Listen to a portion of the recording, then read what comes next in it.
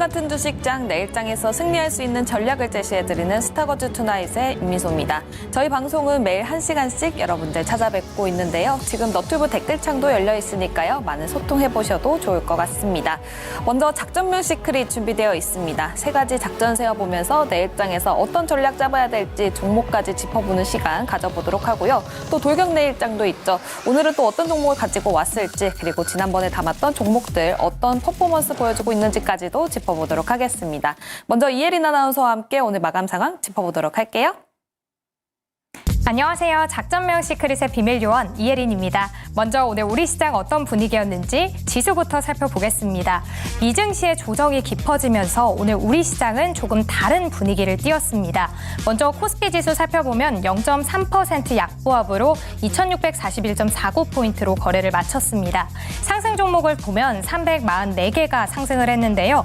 민간도 앞으로 우주산업에 뛰어들 거라는 전망에 오늘 방산주들이 강세를 보였습니다. 또 하락 종목은 536개로 반도체와 2차전지 대형주 중심으로 약세를 보였습니다. 수급에서는 개인이 홀로 5,353억 원을 담아냈는데요. 외국인은 3,774억 원, 기관은 2,141억 원 동반 매도세를 보였습니다. 코스닥 지수도 살펴보겠습니다. 오늘 코스닥 지수 0.5% 상승하면서 870.67포인트로 거래를 마쳤는데요. 미증시와는 기분 좋은 디커플링을 보였습니다. 오늘 상승 종목은 655개, 하락 종목은 906개고요. 시총 상위에서 에코프로 형제 2개를 빼고 나머지 8개 종목은 모두 상승으로 거래를 마쳤습니다.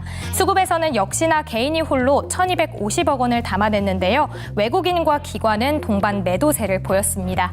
이어서 오늘의 작전 리스트 살펴보겠습니다.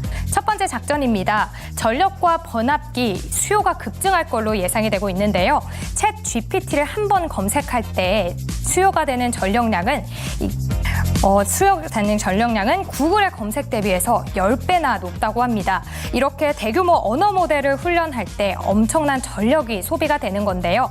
최근 AI가 급성장하면서 미국의 IT 기업들은 데이터 센터를 대거 건설을 하고 있습니다. 그렇게 되면 전력을 공급해줄 설비 수요도 증가하겠죠.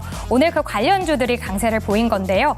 일론 머스크 CEO는 전력이 앞으로 부족해지면서 모든 칩들을 구동을 할 충분한 전력을 찾지 못할 수도 있다. 이렇게 이야기를 했습니다.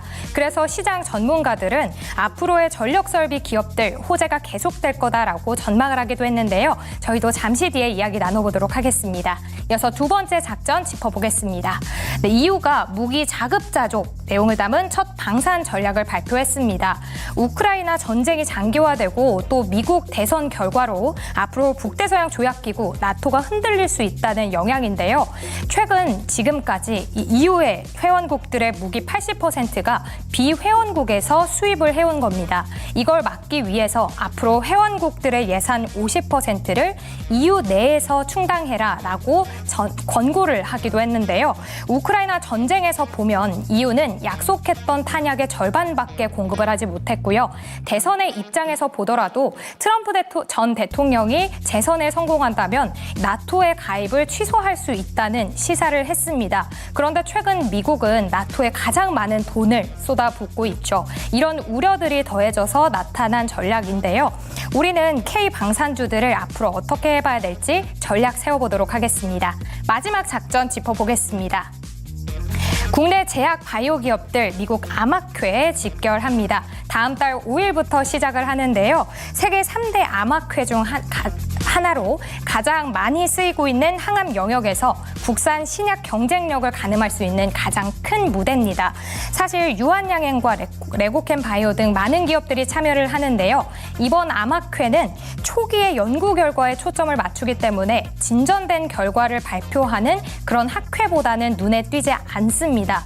그래도 최근에 알테오젠이 머크와 독점 계약을 하는 등 요즘 시장에서 연초 호재가 계속돼서 부각되고 있죠. 이 호재가 이어질 수 있다는 기대감이 커지고 있는 건데요. 요즘 HLB, 알테오젠 주가 상승세가 좋습니다. 우리는 앞으로 어떻게 해봐야 될지 지금부터 전략 세워보도록 하겠습니다. 스타거즈 출발합니다. 네, 수요일 스타거즈 블루드림 리서치의 이주연 대표님 그리고 헤르메스 스탁의 김시은 팀장님 함께 해보도록 하겠습니다. 어서 오세요. 안녕하십니까. 네, 안녕하세요. 먼저 김시은 팀장님 오늘 시장 어떻게 보셨습니까? 오늘 시장도 만만치가 않은 시장이었다. 특히 관련했을 때 수급 쏠림 장세가 계속 나오고 있는 모습이 나오고 있습니다. 특히 제가 주목하고 있는 부분이 상승 종목수와 하락 종목수인데 최근 들어서 하락 종목수가 계속해서 많아지고 있는 현상이 나오고 있어요. 이 뜻은 무엇이냐면 여전히 특정 섹터, 특정 종목이 지수를 이끌어가고 있다라고 보시면 좋을 것 같고 관련했을 때 오늘 시장 같은 경우도 좀 일부 sek터가 계속 지수를 방어를 했습니다. 바이오라든지 방산이라든지 일부 반도체 소부장 쪽에서의 지수 방어 흐름들을 나타주고 있는데 여전히 이런 게 갑자기 튀어나온 섹터가 아니라 우리가 계속해서 언급을 했었던 섹터라는 거죠. 그런 부분에서 봤을 때 수급의 쏠림 현상은 계속 나와주고 있기 때문에 현재 지금 시장을 이끌어가고 있는 주도주가 무엇인지 아는 것이 가장 중요하다라고 보여지고 있고요.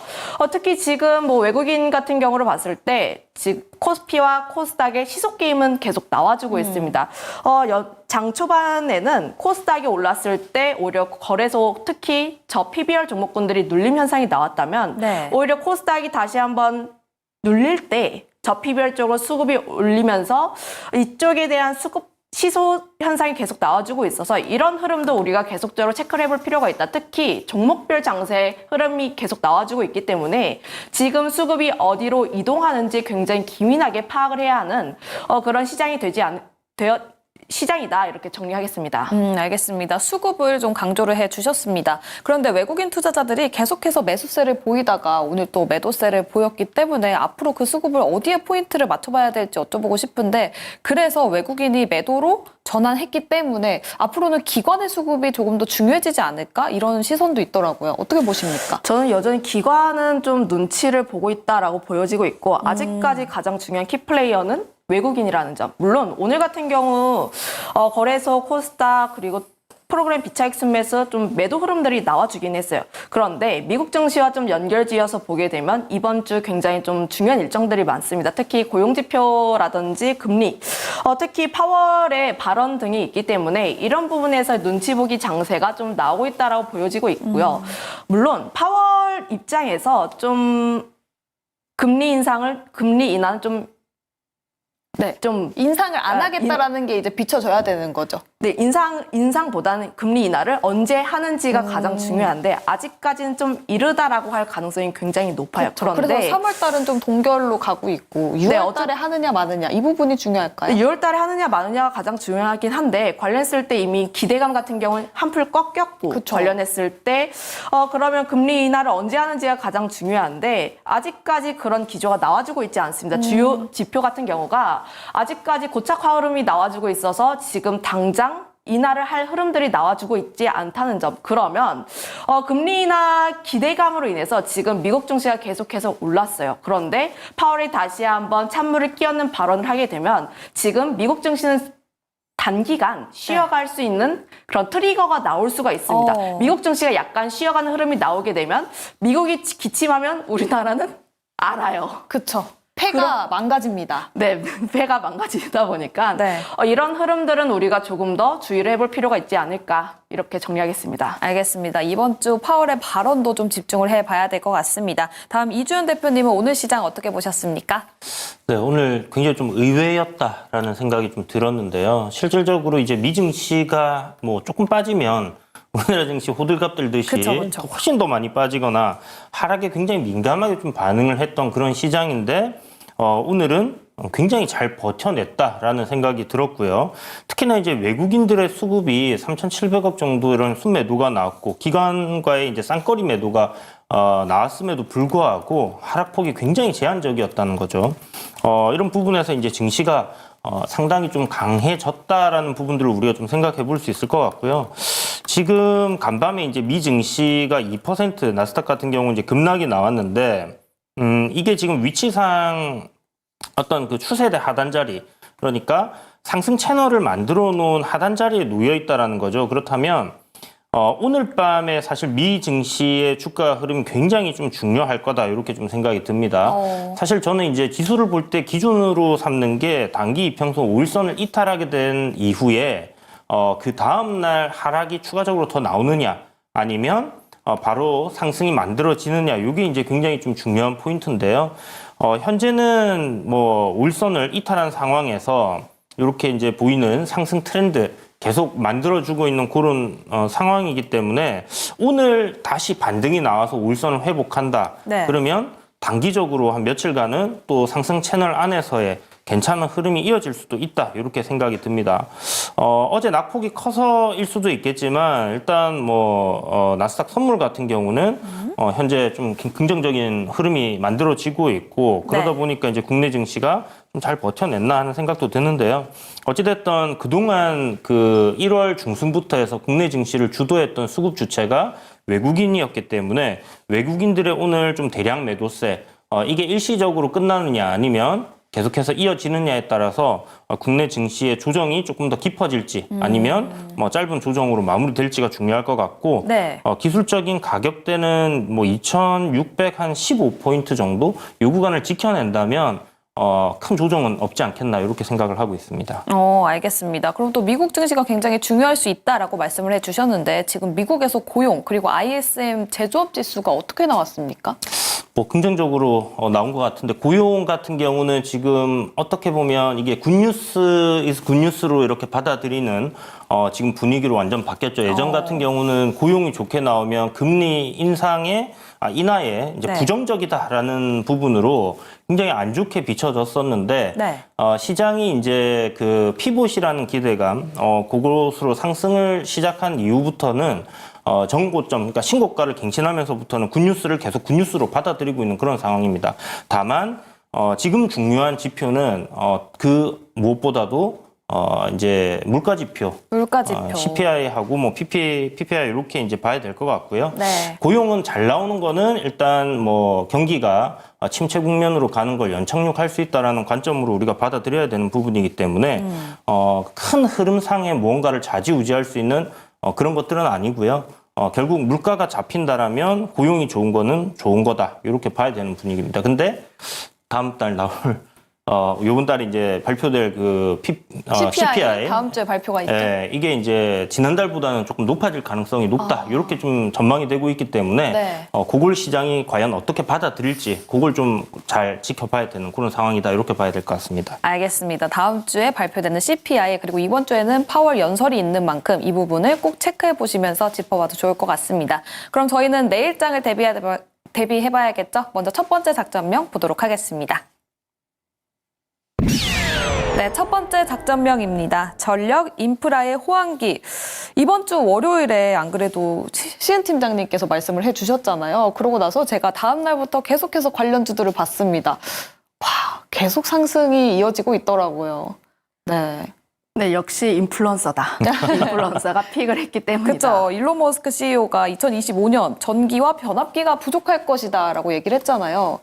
뭐 관련했을 때는 이미 뭐 전력이라든지 변압기 투자하시는 분들은 아시겠지만 AI 수요가 계속해서 높아지고 데이터 센터 투자가 계속 나오고 전력에 대한 부분이 부족해지면 결국은 변압기에 대한 수요가 증가할 것이다라는 내용은 많이들 알고 있는 사실이었어요. 그런데 사실 뭐 변압기라든지 이런 쪽이 우리가 실생활에서 체감되는 영역은 아닙니다.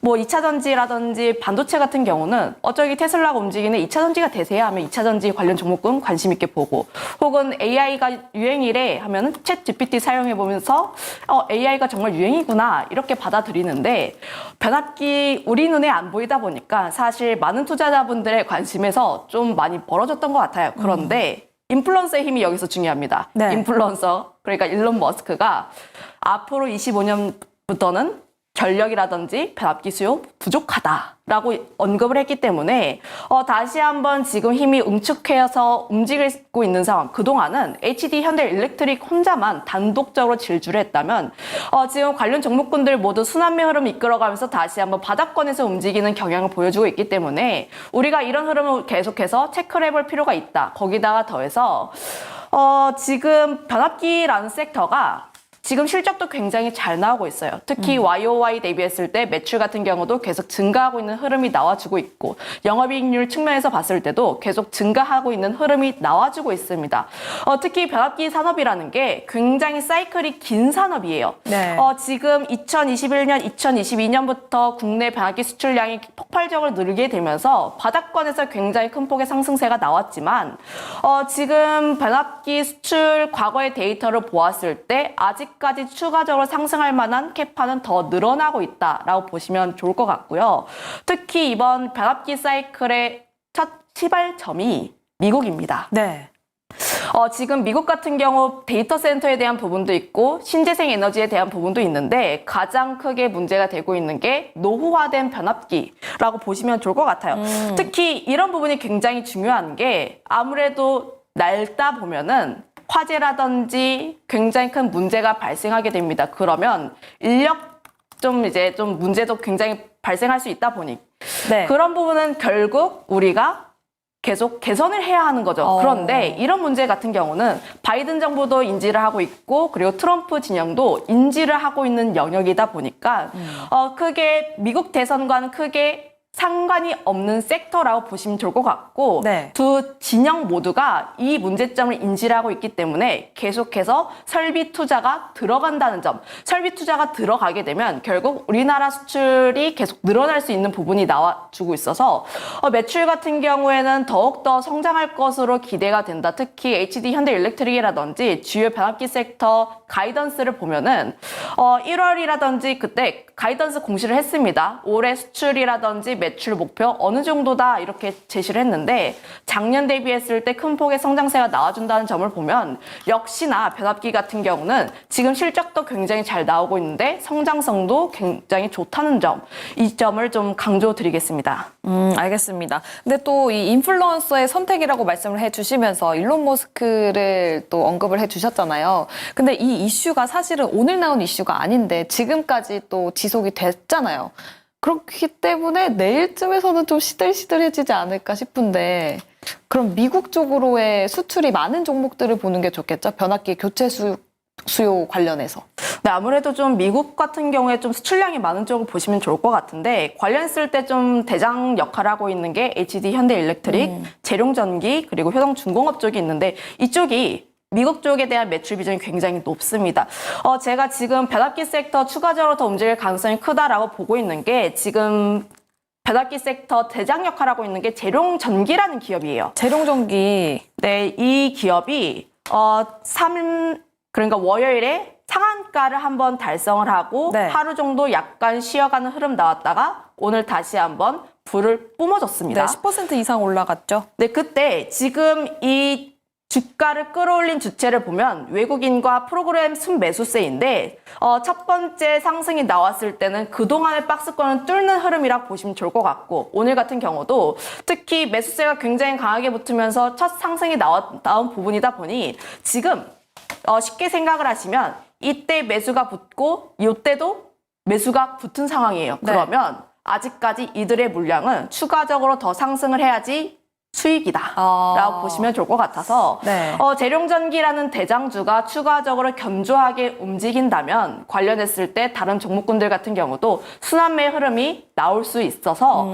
이런 점을 보게 되었을 때 우리는 그 순환매의 흐름을 빠르게 포착해 볼 필요가 있다 이렇게 보고 있습니다. 알겠습니다. 그럼 지금 데이터 센터 관련해서도 모멘텀이 있고 또 미국의 노후화된 변압기 교체 수요 관련해서도 두 번째 모멘텀이 있는데 혹시 대표님 네. 네옴시티 관련해서도 그 부분을 유념하고 투자를 해봐도 좋을까요? 네, 네옴시티 이제 새로운 도시를 건설하는 거다 보니까 거기에 들어가는 이제 전력 설비들 이런 것도 굉장히 많이 필요하고요. 그리고 또 인도네시아 수도 자카르타 수도 이전 이슈도 있거든요. 네. 이제 거기에 또 진행이 됐을 때 또 수요는 굉장히 있을 거고 또 하나 지금 아직 좀 생각하기는 이르긴 하지만 네. 우크라이나 전쟁이 끝나게 됐을 때 네. 재건 쪽에서도 분명히 이러한 부분들은 인프라 쪽이기 때문에 충분히 수요는 있을 거다라고 이렇게 생각을 할 수 있는 부분이라서 그런 쪽으로 생각한다면 향후 뭐 몇 년간은 이런 수주 잔고 최근에 잡혀 있는 것들뿐만이 아니라 계속해서 좀 늘어갈 가능성은 높다. 이렇게 봐야 될 것 같습니다. 알겠습니다. 그럼 변압기 전력 관련해서 보시는 대표님의 탑픽은 어떤 종목이 있습니까? 저는 이제 대장주 위주로 계속 보자라는 관점이기 때문에 네. HD 현대 일렉트릭 정도를 생각을 하고 있고요. 근데 이제 이게 대장주고 아까 이제 팀장님께서도 얘기했지만 다른 종목들 좀 쉬어가는 동안에 혼자서 계속 우상향이었거든요. 그러니까요. 네. 그래서 실제적인 실적과의 괴리가 좀 많이 줄어져 있는 그런 상황이고 지금 재룡전기가 강하게 움직이는 흐름을 보면 이 실적이 굉장히 좋게 나온 데 비해서 저평가되어 있던 부분이 있거든요. 이런 것들이 지금 좀 부각이 되면서 이 섹터 내에서의 좀 순환이 도는 것 같습니다. 그래도 일단은 대장주가 꺾이게 되면 다른 종목도 좀 가기 힘든 조정을 또 기간 조정을 받는 흐름들이 나올 거기 때문에 네. 일단은 대장주 위주인 HD 현대 일렉트릭에 주목하시면서 최근 이제 다시 이제 바닥권에서 이제 새롭게 시작하는 뭐 LS 일렉트릭이라든지 이런 것들도 여러분들이 좀 주목해서 보시면 좋을 것 같아요. 네, 전력 인프라 관련해서 이주연 대표님은 HD 현대 일렉트릭을 꼽아 주셨습니다. 그럼 다음 김지은 팀장님은 여기서 보시는 탑픽 어떤 종목입니까? 제가 HD 현대 일렉트릭을 좀 고민을 했었는데 네. 저번에 좀 가지고 오셔가지고 이야기해주지 않을까 싶어서 좀 뺀 부분이 있고요. 네. 아무래도 HD 현대 일렉트릭 같은 경우도 추가적으로 상승할 가능성이 높은 게 MSCI 편입에 대한 이벤트도 있습니다. 그런 부분에서 봤을 때 패시브 수급에 대한 기대감도 남아있다는 점을 보면 이 종목도 굉장히 긍정적이다. 특히 경고 딱지가 붙었음에도 불구하고 계속 추세가 살아있고 주가가 견조하게 움직인다는 점을 보면은 이 종목 같은 경우에도 추가적으로 움직일 가능성이 높다. 재룡전기 같은 경우에 앞서 이야기를 한 부분이 있다 보니 좀 넘어가도록 하고 네. 그러면 순환매 흐름에서 보게 되었을 때 우리가 좀 후발로 접근해 볼 수 있는 기업, 특히 실적과 주가의 괴리가 크게 남아있는 기업 같은 경우에는 상방이 크게 열려있다라고 판단을 하고 있어서 현재 좀 천천히 그리고 상방이 좀 크게 열려있는 쪽을 보는 게 맞지 않을까 싶어서 네. 효성중공업이라는 기업을 가지고 왔는데 효성중공업. 네, 효성중공업 같은 경우에 제가 월요일에 좀 가지고 오셨었죠? 가지고 왔습니다. 포트되어 있죠? 네, 그거는 조금 있다가 네. 리뷰로 이야기를 아, 하도록 좋습니다. 하겠고 관련했을 때 LS 일렉트릭 같은 경우도 좀 추가적으로 이야기를 해보게 되면 굉장히 슬픈 기업입니다. 이 기업도. 작년 상반기 때 HD 현대 일렉트릭과 대장 역할을 하면서 엎치락 뒤치락하면서 주가의 상승 랠리를 이끌었는데 2차 전지 섹터 좀 묻어나고 초전도체 이슈가 좀 묻게 되면서 주가가 계속해서 우하향하는 모습들을 보였어요. 그런데 지금 다시 한번 변압기 섹터 이슈 받으면서 바닥권에서 거래량 동반해서 다시 올라오는 모습 나와주고 있습니다. 그러면 그동안 좀 이슈가 되었었던 초전도체라든지 2차 전지에 대한 노이즈는 해소가 되었다라고 판단을 하고 있어서 지금 바닥권에서 좀 올라갈 수 있을 쪽으로는 LS 일렉트릭 같은 경우도 우리가 조금 더 관심을 있게 봐야 하는 그런 기업이 아닌가 이렇게 보고 있습니다. 네, 알겠습니다. 이렇게 김시은 팀장님의 의견까지 들어보면서 효성중공업은 돌격 내일장에서 더 들어보도록 하겠습니다. 그럼 두 번째 작전으로 넘어가 보도록 할게요. 네, 두 번째 작전명입니다. 불안함이 불러온 훈풍. 미국 대선과 관련해서 방산 이야기를 좀 해보려고 합니다. 이주연 대표님, 네. 방산주도 뭐 이렇게 지수가 조금 지지부진한 것 같으면 계속해서 방어를 해주는 모습이에요? 네, 이제 뭐 전체 방산주들 다 합쳐봐야 섹터가 크게 이제 시총 비중이 그렇게 크지는 않아서 얘네들이 오른다고 해서 뭐 지수가 하락을 멈춘다든지 그러진 않겠지만 네. 그래도 이제 투자자 입장에서 시장에 무언가 어떤 올라가는 섹터가 있다라는 거는 좀 뭐 의지를 해볼 그쵸, 만하지 네. 않나 이런 생각이 좀 많이 드는 섹터거든요. 그래서 이거 트럼프한테 고맙다고 해야 되는 건가? 그러니까요. 또 오늘 장 끝나고 소식 나온 것 중에 니키 헤일리가 미국 공화당 대선 경선에서 하차하겠다라고 또 결정했다. 네. 소식이 나왔으니까 트럼프 고맙다 해야 할까요? 그렇죠. 이제 트럼프 사실 뭐 거의 가능성이 없었기 때문에 이제 뭐 돈줄도 끊겼고 하차할 수밖에 없는 그런 상황이었고 네. 이제 바이든과 트럼프의 이제 1대1 대결 구도가 거의 완성이 됐죠. 재대결이 이제 되는 그런 상황인데 지금까지의 어떤 지지율 요 부분들을 보게 되면 트럼프가 약 한 2% 정도, 45.6%. 바이든이 43.5% 이렇게 해서 한 2% 정도 앞서는 그런 오차 범위 내에서의 결과가 나왔는데, 지금 사람들이 트럼프가 될 가능성이 좀 높다라고 점치는 것 같아요. 네, 그런 것 같더라고요. 그냥 기존에 뭐 바이든이 되면 뭐 기존대로 가는 거니까 뭔가 정책에 큰 변화는 없지 않겠나 이렇게 보는 부분인데 네. 만에 하나 트럼프가 됐을 경우에 그가 대통령이었을 때 보여줬던 행보 나태 탈퇴하겠다. 네. 니네들이 돈 더 내라. 뭐 한미 이제 연합 사령부의 비용 부담도 굉장히 높게 불렀었잖아요. 이제 그런 부분들을 봤을 때 그 장사꾼으로서의 접근을 또 하지 않겠나라는 그런 불안감이 있는 거죠. 그러다 보니까 요번에 이제 EU에서도 트럼프가 대통령이 당선될 경우를 대비한 어떤 시나리오들을 굉장히 많이 짜고 있는 그런 상황이고요. 그 중에 가장 문제가 되는 부분이 결국은 안보와 관련된 이런 부분인데 러시아와 우크라이나 전쟁이 터지면서 문제가 되었던 부분이 유럽이 너무 그동안 이 안주해 있었던 맞아요. 그런 부분이었잖아요. 네. 이미 뭐 워낙 언론에 많이 알려져 있고 그리고 최근 K방산이 강하게 올라가는 이유가 그런 덕분이다라고 네. 생각을 할 수 있는 부분인데 글로벌 안보가 굉장히 올라가니까. 그렇죠. 네. 그래서 이제 그 무기 생산이라든지 이런 부분에 있어서 미국의 어떤 무기를 사서 구매를 해서 쓰고 싶어도 실질적으로 생산해서 납품이 되는 기간까지 너무나 오랜 시간이 걸리고 또 대한민국이 어떤 민족입니까? 빨리빨리 민족이잖아요. 그쵸? 네. 그래서 팍팍 찍어낸다. 그리고 기존에 있는 것들 지금 잘 팔아먹고 있는 그런 상황이다라고 봐야 될 것 같은데 어쨌든 이 EU에서 무기 이번에 나온 이슈가 무기 자금률 20%에서 2030년까지 50%로 늘리겠다라는 이야기가 나왔거든요. 그래서 요게 그들이 자급자족을 하게 되는 이런 부분들이 생길 때 국내에는 좀 악재가 아닐까 생각을 할 수 있지만 실질적으로 어떤 자금 조달의 문제라든지 EU라는 거는 이제 각 유럽의 나라들이 이렇게 구성이 되어 있지 않습니까? 네네. 그래서 각국의 이해관계가 좀 얽혀 있는 상황이다 보니까 이게 쉽지 않을 거다라고 시장이 받아들이는 것 같고요. 또 2030년까지는 시간이 굉장히 길게 남아 있는 상황이다 보니까 그 사이에 뭐 대체할 수 있는 거는 K방산이다라는 관점으로는 시장이 환호했던 것 같습니다. 거기에 대해서 지금 국내 기업들 중에서 풍산이나 한화 에어로스페이스 같은 경우에는 네. 폴란드에 공장을 지금 건설할 계획을 갖고 있거든요.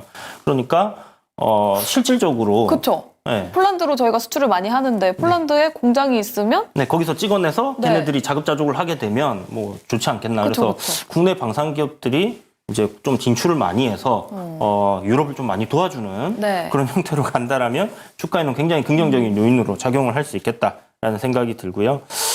전반적으로 이제 유럽에서 미국 무기를 요번에 전쟁 터지면서 수입한 게 미국의 이제 전체 수입량의 60%가 미국 무기였거든요. 네. 나머지를 거의 우리나라가 채웠다. 이렇게 보면 될 것 같습니다. 그래서 그런 부분에서 뭐 굉장히 긍정적이고 지금 뭐 사우디아라비아에다가 청궁2라고 해가지고 네. 4조 한 3천억짜리 무기 수주한 거 LIG 넥슨원 그 이슈가 있으면서 지금 신고가 랠리를 펼치고 있는 부분이거든요. 그래서 방산 관련된 어떤 수주는 향후 앞으로도 계속해서 좀 이어질 가능성 그런 부분들이 높다 보니까 현재 신고가 가는 뭐 흐름에 있는 이런 K방산주 놓치지 말아야 되겠다는 생각이 듭니다. 네, 알겠습니다. 그럼 이주연 대표님의 K방산주 그중에서의 탑픽 어떤 종목입니까? 네, 이게 사실 지금 이거는 너무 오른 것 같아. 이건 뭐 신고가고 막 이렇게 좀 생각하실 수 있는데 향후 밸류도 측정이 좀 쉽지 않고 이렇게 좀 생각이 드시는 분들에게 패키지로 ETF를 담는 것도 하나의 ETF. 방법이지 않겠나. 방산 ETF요? 네, 그렇죠. 네. 가장 좀 편하게 접근을 할 수 있는 부분이다라는 생각이 들고요. 아리랑 K방산 FN이라는 게 있습니다. 그래서 이 종목들의 구성 내용을 보면 우리가 다 알고 있는 그런 종목들로 이루어져 있거든요. 네. 한국 항공우주, 한화 에어로스페이스, 네. 그다음에 이제 뭐 한화 오션 같은 거.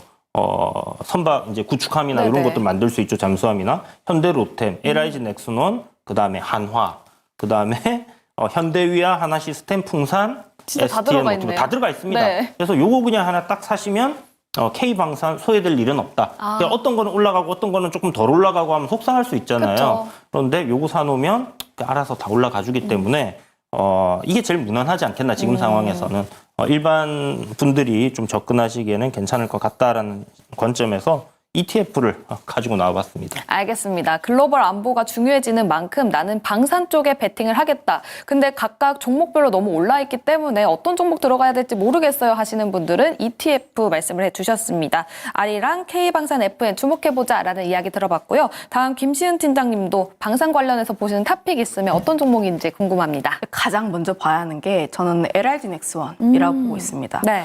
관련했을 때 외국인의 매수세도 계속 붙어주고 있는 상황이고 물론 주가의 흐름들을 보면 오늘 너무 많이 올랐기 때문에 지금부터 봐도 되나 이런 좀 우려가 나올 무섭죠. 수가 있는데 네. 저는 괜찮다고 보고 있습니다. 추가적으로 성장할 수 있는 부분이 지금 현재 실적도 굉장히 잘 나오고 있는데 LRG 넥스원 가지고 있는 게 지금 이 기업이 방산 기업일까요? 아니면 로봇 기업일까요? 아, 그래도 방산 아닙니까? 일단 뭐 관련했을 때 실적 같은 경우야 방산이 찍히고 있어요. 그런데 지금 실적 받고 앞으로 더 성장할 수 있다는 기대감, 특히 앞서 이야기를 한 것처럼 천궁을 좀 사우디에 수출했습니다. 그런데 1차 계약뿐만 아니라 2차 계약에 대한 기대감도 나와주고 있고 UAE에 이어서 사우디까지도 좀 레퍼런스를 차곡차곡 쌓았다 보니까 중동 쪽으로 앞으로 수출에 대한 기대감이 굉장히 크게 열려 있다는 점이죠. 오늘 좀 단독 뉴스가 나왔던 게 중동의 방산 큰손들이 네. 왔다. 이런 소식이 나왔더라고요. 그런 부분에서 봤을 때 단연코 LRG 넥스원 떠오르셔야 한다라고 보고 있고요. 그럼 거기다가 더해서 로봇에 대한 기업도 지분 인수를 작년에 진행을 했습니다. 그쵸. 로봇 기업들 지금 실적 제대로 나온 기업이 많이 없죠? 많지는 않아요. 네. 네, 없다고 봐야죠. 네. 네. 몇몇 기업들밖에 없다 보니까 그런데 그 기업들 지금 그 높은 밸류를 주가를 형성하고 있는 게 앞으로의 성장성 때문에 지금 그 주가를 인정받고 있는 건데 LRG 넥스원 지금 실적 굉장히 잘 나오고 있고 그리고 네. 로봇 쪽도 기업 인수를 진행했다 보니까 두 가지 모멘텀이 앞으로 있네요. 성장성도 크게 열려 있다. 거기다가 더해서 로봇과 방산과의 시너지. 지금 좀 앞으로 나올 이야기가 네. 개 있잖아요. 네, 개 강아지. 뒤에 그쵸. 총을 네. 달아가지고 앞으로 지금 그런- 실제로 있지 않습니까? 네, 실제로 있는데 네. 지금 활성화가 좀 안 되는 게 아무래도 좀 이슈가 있다 보니까 잘 안 네네. 되는 걸로 알고 있어가지고 그런 부분이 좀 더 활성화가 된다면 앞으로의 성장성이 크게 기대가 된다라고 보여지고 있어서 LRG 넥스원은 지금 주가가 굉장히 좀 올라가고 있지만 5선 조정 받았을 때 다시 한번 좀 관심 있게 볼만한 그런 종목이 아닐까 이렇게 보고 있습니다. 네, 김시은 팀장님 방산 관련해서는 LIG 넥스원을 얘기해 주셨고요. 지금 또 고점에 있다 보니까 살짝 조정이 받았을 때 그때 들어가도 좋다라는 이야기 들어봤습니다. 그럼 세 번째 작전으로 넘어가 보겠습니다. 네, 세 번째 작전명 제약바이오에 주목할 때 오늘 그런 이야기가 있더라고요. 알테오젠이 올라가다가 이제 벤치에 있는 레고캔바이오가 바톤 터치 받았다. 그만큼 지금 바이오주 오늘장에서 또 크게 올라가는 상승을 보여줬습니다. 아무래도 아마케 모멘텀이 부각된 걸까요? 기존에 좀 알테오젠이라든지 HLB 쪽에서 긍정적인 흐름을 이끌어갔다가 오늘 상승의 흐름은 물론 이벤트에 대한 모멘텀도 부각이 된 거긴 한데 네. 알테오젠 안 갖고 계신 분들이 좀 관련 종목군들 제2의 알테오젠이 무엇이 있을까 이러면서 매수세가 좀 강하게 붙은 것으로 보여지고 있어요. 네. 그만큼 지금 알테오젠이라든지 HLB 그동안 제약바이오 섹터 계속 이끌어가고 있었던 종목군들이 주가가 견조하게 나오고 있다는 점, 특히 알테오젠 같은 경우는 경고임에도 불구하고 계속 주가가 올라가고 계속 주가가 견조하게 나와주고 있습니다. 네. 그만큼 투심 자체가 굉장히 견조하다라고 보시면 좋을 것 같은데 아무래도 지금 라이센스 계약 변경을 하고 그 로열티를 얼마 받느냐에 따라서 주가의 상방이 굉장히 크게 열려 있다는 점을 감안을 했을 때 알테오젠 같은 경우는 추가적으로 상승할 가능성이 높다. 그러면 알테오젠이 지금 제약바이오 섹터를 이끌어가고 있는 상황에서 다른 종목군들도 함께 따라갈 수 있는 상황이 마련이 되었다라고 보시면 좋을 것 같은데 그런 상황에서 이벤트가 마련이 된 게 미국의 암학회라는 거죠. 그런 부분에서 봤을 때 오늘 관련 종목군들의 흐름을 보면은 이 암학회에 참여하는 기업들의 주가 강세 흐름들이 굉장히 좋았습니다. 그만큼 지금 제약바이오 섹터 내에서 이벤트가 부각이 되었고 거기 안에서도 순환매 흐름이 돌게 되면서 트레이딩 장세가 좀 펼쳐졌다라고 보시면 좋을 것 같은데 다만 우리가 조금 주의를 해야 할 점은 지금 첫 상승이고 지금 부각을 받았기 때문에 추가적으로 상승할 가능성이 굉장히 높긴 하나 아무래도 암학회 같은 경우를 봤을 때 주의를 해야 할 점이 데이터를 공개를 한다는 거예요. 그럼 데이터를 공개를 한다는 것과 기업의 가치를 인정받는 것과는 좀 다른 흐름입니다. 네. 그런 부분에서 보게 되었을 때 초록을 보고 데이터를 보고 그리고 이 기업의 발표한 데이터가 앞으로 그 기업의 매출에 얼마만큼 반영이 되는지 여부까지도 함께 고려해 볼 필요가 있다 보니 오늘 같은 경우에는 우르르 다 함께 올라가는 장세였지만 앞으로는 종목별 차별화 장세가 추가적으로 더 심화가 되지 않을까 이렇게 보고 있어서 네. 어떤 종목을 선택하는지가 가장 중요한 것이다 이렇게 보고 있습니다. 그럼 김시은 팀장님이 보시는 지금 바이오주 내에서 보시는 종목 어떤 종목입니까? 아무래도 레고캠 바이오를 보고 있는데 오늘 상한가 들어간 종목이에요. 네. 그런데 이 종목 저는 추가적으로 더 봐도 된다. 오, 그래요? 이렇게 보고 있습니다.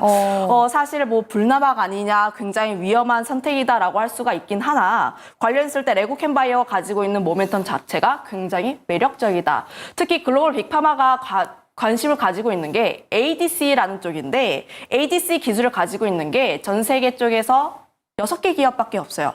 그중에서 레고캠 바이오가 얀센이라든지 글로벌 빅파마들과 굉장히 큰 기술 수출 계약을 맺었습니다. 금액 자체가 굉장히 크기 때문에 관련했을 때 기술력 자체도 인정을 받았고 거기다가 더해서 제약 바이오의 가장 큰 문제점이라고 할 수 있었던 자금 조달에 대한 부분도 해소가 된 측면이 있기 때문에 이런 부분에서 보게 되었을 때 레고캠 바이오 같은 경우는 우리가 조금 더 주목을 해볼 필요가 있지 않을까 이렇게 보고 있고요. 거기다가 더해서 셀트리온 제약도 우리가 주목을 하고 있는데 저는 우선적으로 제약 바이오를 접근을 할 때 첫 번째로 실적이 굉장히 잘 나와서 장기적으로 접근하거나 혹은 두 번째 이벤트가 발생을 하게 되면서 이벤트 발생에 따른 트레이딩 방식으로 접근을 하거나 두 가지 방식으로 접근을 하고 있는데 우선 셀트리온 같은 경우에는 실적도 굉장히 잘 나와주고 있고 합병에 대한 이벤트도 있습니다. 특히 3월 같은 경우에는 주주총회 시즌이 있다 보니까 그런 부분에서 보게 되었을 때 합병에 대한 이슈를 서정진 회장이 발언을 할 수 있다는 점 그런 부분에서 보게 되었을 때 특히 셀트리온 같은 경우에 그 주가 부양에 대한 기대감도 좀 나와줄 수 있다 이렇게 보고 있어서 이런 부분 좀 관심 있게 볼 필요가 있지 않을까 정리하겠습니다. 네, 알겠습니다. 제약바이오 이제는 섹터 모두가 가기보다는 종목별로 선별을 해야 된다라는 이야기를 들어봤고요. 관련 종목은 레고캠 바이오, 셀트리온 제약까지 들어봤습니다. 다음 이주연 대표님도 지금 바이오 관련해서 보시는 종목이 따로 있을 것 같은데 어떤 종목입니까? 뭐 이야기하셨던 종목들 다 괜찮아 보이고요. 이제 이 일정이 잡혀 있다 보니까 전체적인 섹터의 흐름이 좋아지는 그런 모습인 것 같고 제가 일단 탑픽으로 보는 종목은 알테오젠, 뭐 레고캠 바이오 다 좋은데 네. 최근에 이제 시세가 조금 덜 나온 유한양행 요거 좀 괜찮지 않겠나. 일단 기술적인 위치가 좀 좋아 보이고요. 요번에 역시나 암학회에서 두 가지 관련해서 비임상 연구 발표하는 부분들이 있습니다. 그래서 일정에 따른 어떤 주가 시세 차익은 조금 노려볼 수 있겠다. 이렇게 생각을 하고 보시면 될 것 같습니다. 네, 암학회를 앞두고 있기 때문에 그 부분에서 모멘텀이 있는 유한양에 지금 다른 타 바이오 섹터 내에서 종목보다 조금 안 올라갔기 때문에 유한양의 앞으로의 그 기대 수익률 기대를 해보셔도 좋을 것 같습니다. 작전문 시크릿 여기서 마무리 지어보도록 하고요. 돌격내 일장 넘어가 보도록 하겠습니다.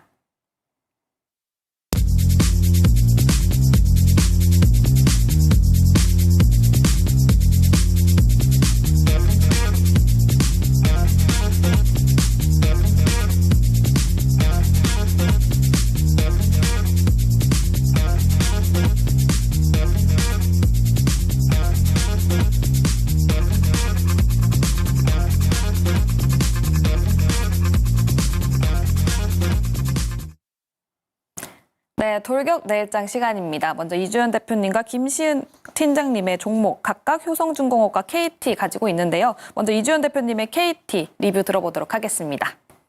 네, 월요일 날 이야기를 드렸던 종목이라 지금 뭐 주가 변화가 그렇게 크지는 않습니다. 평소에도 뭐 주가 변동성이 그렇게 큰 종목들은 아닌데 최근 들어서 이제 신고가를 갱신하는 조금 시세가 강하게 나왔었죠. 아무래도 이제 저 PBR 관련된 섹터 내에서의 실적이 부각된 부분들, 그 다음에 미래 성장성을 좀 보유하고 있다. 이런 부분 때문에 부각이 되었고요. 한 2거래일 정도 시장이 조금 부침이 있었는데 그 기간 동안에 딱히 큰 변동성 없이 잘 지켜내는 그런 그림입니다. 그래서 기술적으로 지난번에 제시해드렸던 손절가가 이탈되지 않는다면 저는 무난하게 이 종목 배당도 많이 주는 종목이라서 장기적인 관점으로 투자도 괜찮고 지금 우상향 흐름의 어떤 추세적인 관점에 시세를 또 볼 수 있는 종목이지 않겠나라는 생각이 들고요. 주요 포인트는 일단 외국인들의 매수세, 수급이 굉장히 좋다라는 겁니다. 그러면 이 수급이 깨지지 않는 다음에는 보유 관점으로 계속 유지를 한다라는 관점 유지하시면 될 것 같고 기타 법인들의 수급, 그다음에 최근 투신 사모펀드에서도 한 4, 5거래일 안에 이렇게 좀 매수가 들어오는 상황이기 때문에 네. 이런 부분들이 좀 확대되는 흐름이 나온다라면 다시 한번 우상향으로 단기 추세까지 돌려내는 그런 그림이 될 거다 이렇게 보고 있습니다. 알겠습니다. KT 손절가를 이탈하지 않는다면 계속해서 우상향 기대해 볼 수 있다라고 했는데요. KT 참고로 손절가가 35,000원으로 설정되어 있습니다. 근데 대표님, 이 기관이랑 외국인 수급을 보니까 너무 상반돼 있는데요, KT? 그렇죠. 이제 기관은 굉장히 좀 부정적으로 이 통신사들에 대해서 보는 것 같고요. 네. 외국인들 같은 경우는 좀 다른 관점인 것 같아요. 저도 통신사를 보는 관점이 예전에는 정말 재미없고 이거 경기 방어주고 뭔가 어떤 성장에 대한 부분들 국민 인구가 확 늘어나지 않는 다음에 아니면 해외로 진출하지 않는 다음에는 그 매출이라든지 이게 캐파가 한정되어 있다라고 생각을 했었는데 네. 지금 우리가 살고 있는 이 시대를 한번 잘 보시면 인터넷이 끊기는 순간 모든 게 마비가 되는 상황이거든요. 그렇다면 우리가 이제 이 인터넷 자체가 KT에서 공급을 해주고 그걸 이제 이용하면서 네네. 다른 통신사들도 사용을 하고 있다라는 부분과 AI 시대에 맞게 지금 투자를 굉장히 많이 해놓은 부분들이 저는 하나의 성장 동력이 될 거라고 생각을 하고요. 향후 UAM이라든지 자율주행, 커넥티드카 이런 것들이 다 5G라든지 아니면 그보다 더 한 단계 높은 통신과 연결이 돼야 되기 때문에 통신사는 굉장히 중요한 비중을 차지할 거다 이렇게 좀 생각을 하고 있습니다. 네, 저도 거기에 동감을 하는 부분이지만 항상 믿었는데 속았으니까 네, 이 네. 부분을 유념해 보시면서 투자를 해보셔도 좋을 것 같고요. 다음 김시은 팀장님은 효성중공업 가지고 계십니다. 리뷰 들어보도록 할게요.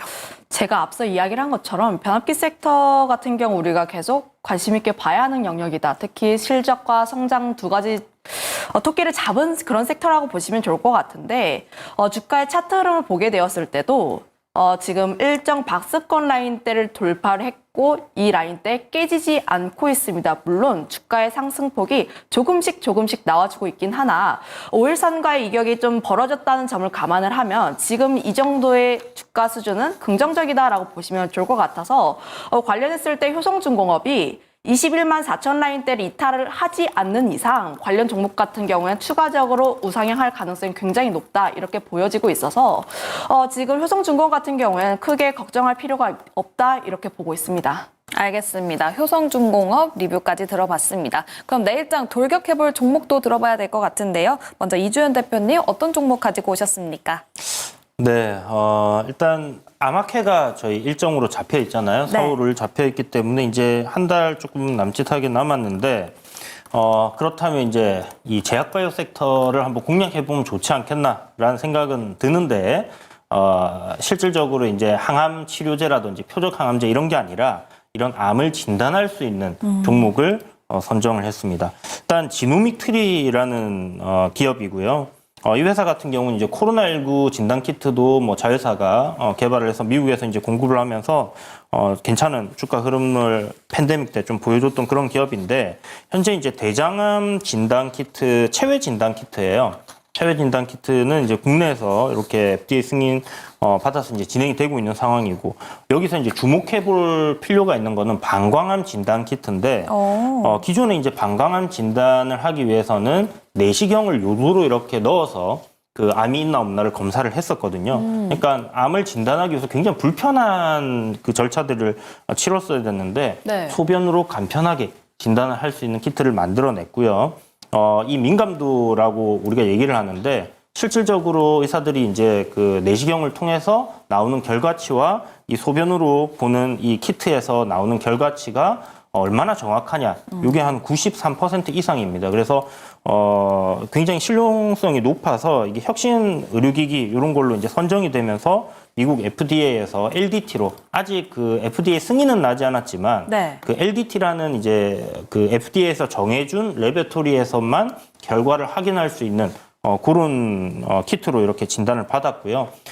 이 회사의 그 경쟁 회사라고 할 수 있는 기업들이 있었는데 그 회사들의 제품들이 유효성이 없는 것으로 판명나면서 오. 보험 코드가 삭제가 되어 있는 상황입니다. 네. 그래서 현재 만약 이 FDA가 진행이 될 경우에는 북미 시장 거의 독식한다라고 봐야 될 것 같고요. 지금 현재 뭐 시장 규모에 대해서 이야기들이 좀 많이 나오고 있는 편인데 최근 나온 기사에서는 한 3.5조 정도의 시장 규모를 가지고 있다라고 하니까 현재까지는 뭐 매출이라든지 이익이 굉장히 적은 기업이다 이렇게 보시면 되거든요.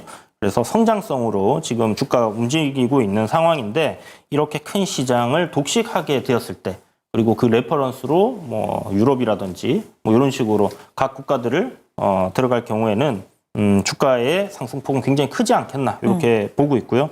또 일정 관련해서 섹터 전체가 좋은 흐름이기 때문에 시세 한번 날 수 있는 그런 흐름이지 않겠나 이렇게 보고 있습니다. 네, 가격 전략 바로 들어보도록 하겠습니다. 네, 매수가는 오늘이 21,950원인데 한 2만 원 정도 시초가 공략하셔도 괜찮을 것 같고요. 네. 목표가는 일단 월봉상 신고가인 한 4만 원까지는 볼 수 있겠다 이렇게 생각을 하고 있고 손절가 19,900원 정도 이탈하게 되면 추세 단기적으로 깨질 수 있으니까 그 부분만 잘 참고하시면 될 것 같아요. 네, 알겠습니다. 지노믹트리 매수가는 2만 원 이하 쪽으로 보고 계시고요. 목표가는 4만 원, 손절가는 19,900원 제시해 주셨습니다. 다음 김시은 팀장님의 내일 종목 어떤 종목입니까? 네, 현대로템을 가지고 왔는데 여전히 지금 시장이 계속해서 관심 가지고 있는 섹터, 특히 그중에서 아직 좀 덜 오른 종목 같은 경우는 우리가 좀 관심 있게 봐야 하지 않을까 싶어서 현대로템이라는 기업을 가지고 왔습니다.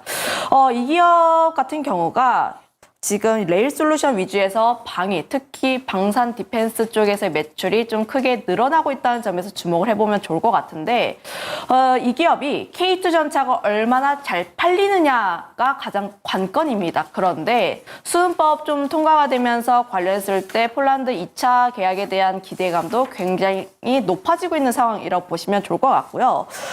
그중에서 K2가 820대라고 보시면 좋을 것 같은데 규모가 약 20조 원 규모입니다.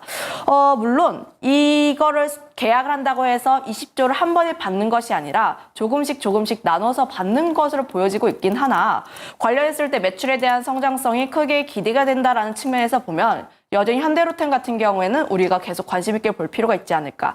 LIG 넥스원이라든지 하나에로스페이스 같은 기업이 계속 주가가 우상향하고 있는 추세를 보여주고 있는데 현대로템 같은 경우는 아직 박스권 내에서 움직이고 있는 모습을 보여주고 있어서 현재 후발로 접근을 하기에 현대로템 같은 기업이 천천히 모아가기 좋은 그런 기업이지 않을까 싶어서 이 기업을 가지고 왔고요. 거기다가 더해서 폴란드 외에도 루마니아라든지 다양한 기업 쪽에서 다양한 국가에서 K2에 대한 관심이 계속 증가하고 있습니다.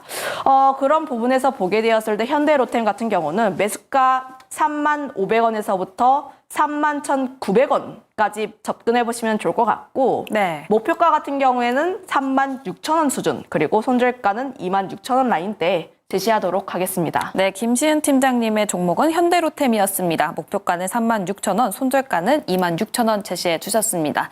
이렇게 종목까지 들어보면서 스타거즈 투나잇은 여기서 인사드리도록 할 텐데요. 늦은 시간까지 시청해 주신 여러분 고맙습니다.